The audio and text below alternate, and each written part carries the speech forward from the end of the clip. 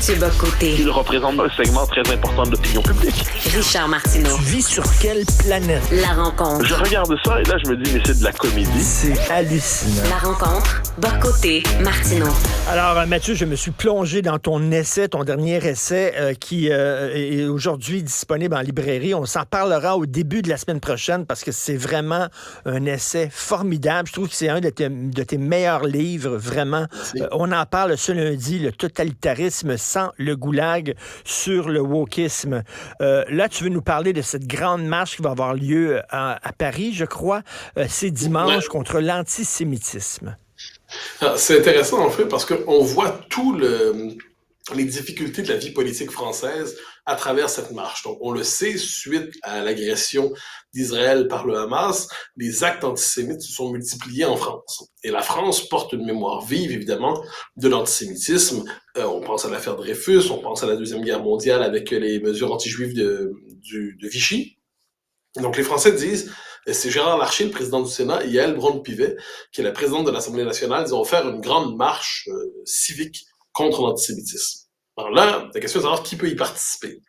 Le Rassemblement national de Marine Le Pen dit, bien évidemment qu'on va y participer. Nous voulons les premiers gardiens des Juifs de France, et l'islamisme est un danger pour la France, pour les Juifs, pour les Français, pour tout le monde en fait.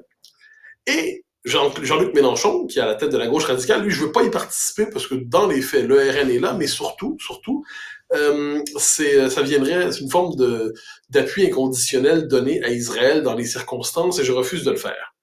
Et là, dans le débat public, ce qui est intéressant, c'est qu'on reproche à Mélenchon de ne pas venir et on reproche à Marine Le Pen de vouloir y participer. Donc là, il y a une espèce de débat, est-ce que oui ou non, le RN peut y participer? Là, les adversaires du RN disent en un mot, vous ne pouvez pas parce que votre père, Jean-Marie Le Pen, il y a des déclarations qu'on connaît dans l'histoire, qui sont évidemment condamnables, donc vous êtes à jamais coupable des propos de votre père. Alors que Marine Le Pen elle-même a qualifié en 2012 l'Holocauste de summum de la barbarie, elle a chassé son père de son parti parce qu'il avait fondé en disant qu'il était désormais un fardeau pour son parti. Elle se montre sur la séquence présente assez impeccable, comme en disent même ses adversaires les plus notés. Mais ses adversaires disent à l'instant, elle est impeccable parce qu'en fait, elle fait une ruse, c'est un masque, elle cherche à donner l'impression mais au fond d'elle-même, elle pense autre chose. Et inversement, Jean-Luc Mélenchon, lui, qui a une aile islamo-gauchiste dans son parti, qui est très, très forte, même qui se confond avec lui quelquefois. Alors lui, on se dit, mais pourquoi la gauche nous a-t-elle trahi? Pourquoi ne revient-elle pas? Donc la France, qui voulait avoir un grand moment d'unité contre l'antisémitisme, dans les faits, se divise aujourd'hui parce qu'elle n'est pas capable de comprendre une chose simple, enfin la classe politique, c'est que l'enjeu ici, c'est pas que l'antisémitisme revient comme s'il se réanimait dans un pays qu'il l'avait oublié. C'est que l'antisémitisme arrive. C'est pas la même chose. Il vient de l'extérieur aujourd'hui. C'est un antisémitisme d'importation lié à la civilisation arabo-musulmane. Mais parce qu'on a pris l'habitude de toujours penser que le mal, c'était l'extrême droite, et on est incapable d'imaginer que l'histoire change et que les acteurs changent, eh bien, la France est aujourd'hui incapable de faire son unité alors qu'elle le devrait dans une marche contre l'antisémitisme. Mais écoute, là, si on commence à reculer dans l'histoire en disant oui, mais Jean-Marie Le Pen a dit telle chose sur les Juifs, je m'excuse, mais est-ce qu'on va interdire au Parti socialiste de participer à la marche sous prétexte que François Mitterrand, qui est un président socialiste, et son meilleur ami, c'était René Bousquet, qui pendant l'occupation nazie... Et a reçu la Francis, si je peux me permettre.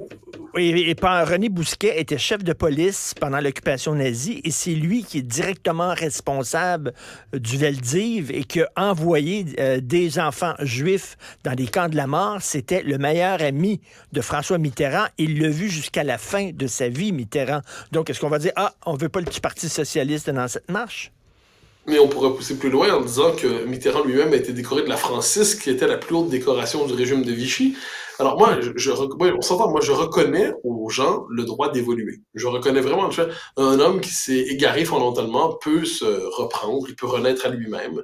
Je considère que c'était le cas de Mitterrand. Je pense qu'il s'est délivré de ses vieux démons, très bien.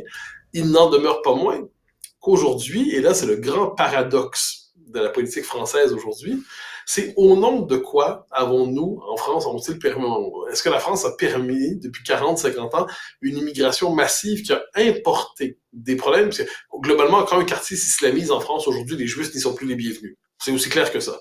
Le 9-3, Sarcelles, le 9-5, dans le cas de Sarcelles, c'est assez évident. Or, c'est au nom de la mémoire de la Deuxième Guerre mondiale qu'on a interdit toute critique de l'immigration massive. C'est au nom de la mémoire de la Deuxième Guerre mondiale qu'on a dit on n'a pas le droit de parler de choc des cultures et des civilisations. Et aujourd'hui, qu'est-ce qui réapparaît? Ben, les conséquences de cette immigration massive, c'est un antisémitisme que c'est en luttant contre lui.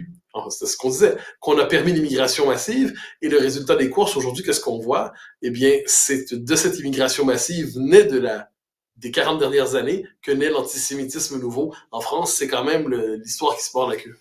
Écoute, dans les années 80, Bernard-Henri Lévy, le philosophe français, a publié un livre qui s'intitule L'idéologie française Ouais. sur l'antisémitisme. Je l'ai lu, ce livre-là, et ce que disait BHL, il disait, indépendamment de l'immigration arabo-musulmane, l'antisémitisme est inscrit au cœur même de la culture française. C'est ce qu'il disait. C'est pour ça qu'il a appelé ça l'idéologie française. Qu'est-ce que tu penses de cette thèse-là de BHL? Que BHL est un homme estimable, certes, mais que ce livre est une catastrophe intellectuelle. Que ce livre était faux, que ce livre était fondé sur une mauvaise lecture de l'histoire, Il présentait Peggy comme un antisémite, ce qui est quand même assez fascinant. Il présentait Bernal, là, son préfère la longue liste. Et Raymond Aron lui-même était très... Je pense que c'est un livre de 78, si je ne me trompe pas. Okay. Raymond Aron était très... Je me trompe, mais 78, je crois. Raymond Aron était très sévère envers ce livre, en disant que c'était des procès vite faits sur le mode du bar tabac de la part d'un homme qui décide de se présenter en grand inquisiteur dans l'histoire. Et moi, c'est un livre que j'ai jamais trop apprécié ni trop estimé.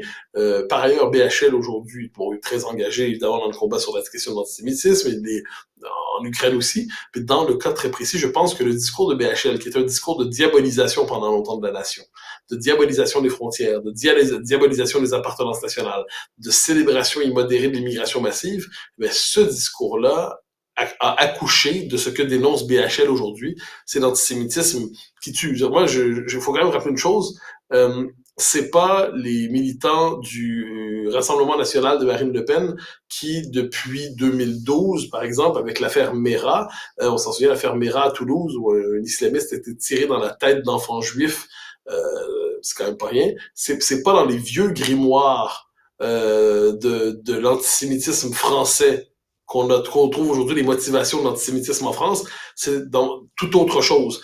Mais encore une fois, puisqu'on ne veut pas le nommer, parce qu'on ne veut pas être dans la discrimination, on ne veut pas être dans l'exclusion, eh bien on laisse croire que l'antisémitisme est une forme de réalité absolument, une continuité historique qui renaîtrait, s'endormirait. Non, ce qu'on voit aujourd'hui, il faut juste nommer les choses, c'est une forme d'effet du choc des civilisations qui se passe aujourd'hui au nord de la Méditerranée.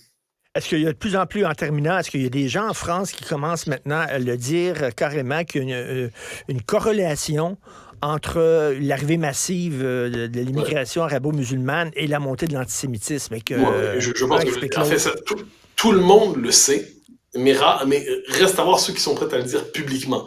Alors, on en parle, sur CNews, j'en ai entendu parler, des politiques, on en a parlé, mais plus on se rapproche des cercles du pouvoir légitime, et c'est ça qui s'est passé depuis quelques jours, là, plutôt que de parler de cette réalité, la machine médiatique a remis en scène des vieilles déclarations de Jean-Marie Le Pen pour dire attention, le vrai danger est là, comme quoi la capacité d'auto-aveuglement des gens est exceptionnelle en la matière.